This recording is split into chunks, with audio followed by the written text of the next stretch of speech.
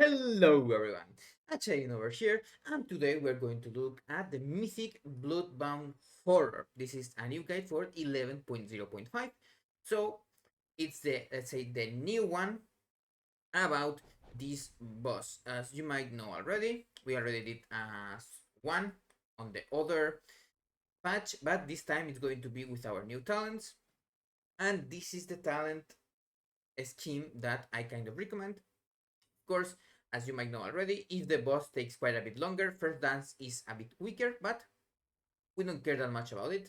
Also, if your ads tell a little bit more to die, you can also get replicating instead of weapon master or first dance, but won't change much apart from the opener and other things. Now, there are some tech that you can do depending if you go at first group or second group. The video footage that I have, it's only going on the second group, but I'm also going to explain a little bit how things go. Now, of course, as you know already, this is kind of the normal build that we will run as Trickster. You can also try Deathstalker, but I don't really recommend it. It's also a bit annoying. And I'm using elusiveness instead of cheat death because there is nothing kind of cheat death on this fight, and you can have you can pop evasion or feint on the big dots that are annoying, or the parts of the fight that would molest your HP because you really want to save cloak for the intermission pop, so you don't have to do anything and you can just keep hitting the boss.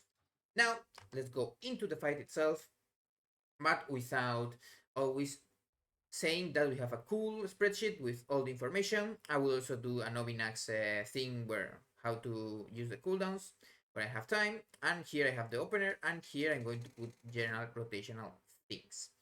Now let's begin. This is footage from Wednesday when we did the clear.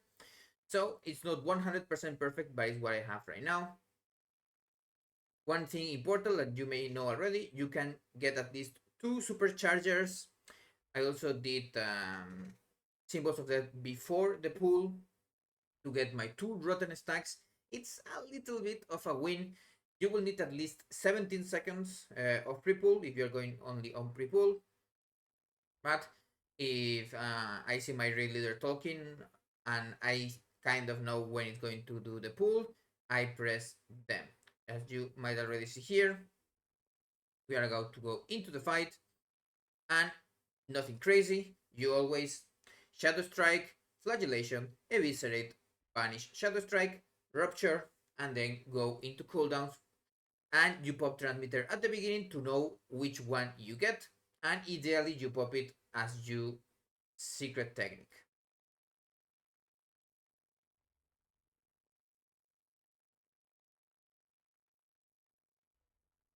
I go in the second group. So now we are going the first dance. Remember, we are talented into first dance, so it's going to be a bit longer than usual. But we go 2 dances in a row. Remember to secret technique as the first finisher if you have it ready just as the first dance is finishing. If you don't have the first dance talented, you are likely going to get it a little bit later. I use my mandate trinket. There's also a cool thing that you can do, a mandate and this boss. You can snipe one of the ads if you are kind of attentive to it, and get another use on the boss because it only has 1 minute cooldown. I was hoping to get the first team, but I didn't. Now, after using the 2 initial dances, we have secret technique ready again. So I used another dance. Now we will get our rupture up.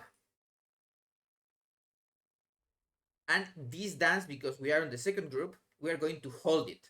Hold it for the ads that are going to spawn in around 10 seconds, as you can see there.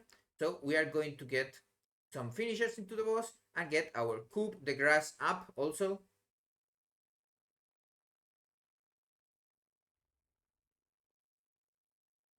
As you might see here, I'm just getting it just now. It's a little bit RNG, getting it or not, but it's really good because now you go into the clump.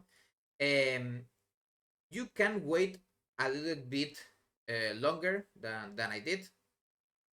and just rupture these two ads before the Lost Watcher comes, and then focus from the Lost Watcher. But here I wanted to guess into the boss as soon as possible, so I used my cooldowns fast.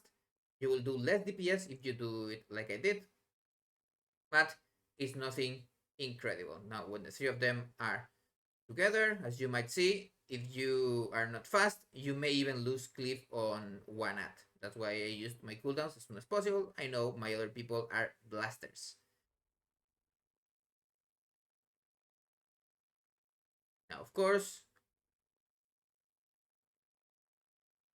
we are going to use our, let's say, downtime now to get Rupture into the boss again and to get ready for our set of cooldowns. As you might expect now, we will have Cold Blood again, and I used Transmitter and I have to jump 3 times, so I'm going to get that one ready.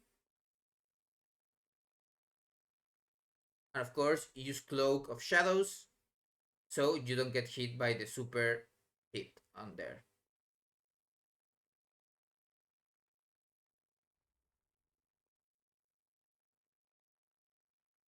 Now, of course, after these two dances, the other group is going first, and now we are just on maintenance mode on the boss.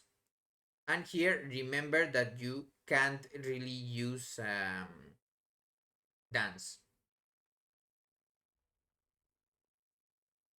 So we are waiting, and we are going to use our next dance a little bit later.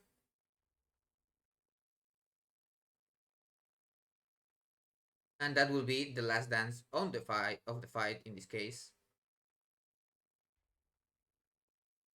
because the boss now dies really fast.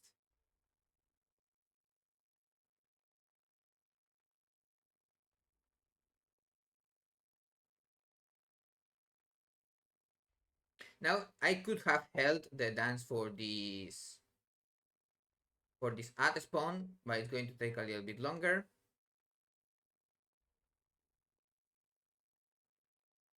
So we use without cooldowns and anything.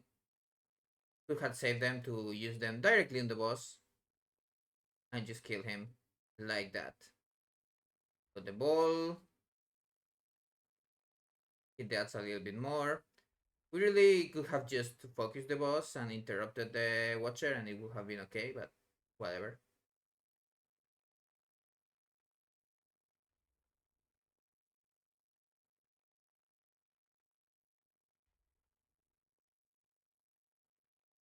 And that is it. We got a little bit lucky with the hero trinkets, but as you can see, the fight is not hard. There's a reason why people are doing it with pucks, but that is the way you want to use your cooldowns. If you are on the first group, remember you can use Mandate to kind of snipe. And also, I recommend the first dance because if you get the first group, you get that longer dance, and then your second dance goes into the ads, and then you get the third dance that can also go into the ads and into the boss. So that is everything. I hope you enjoyed, and I will see you on the next video.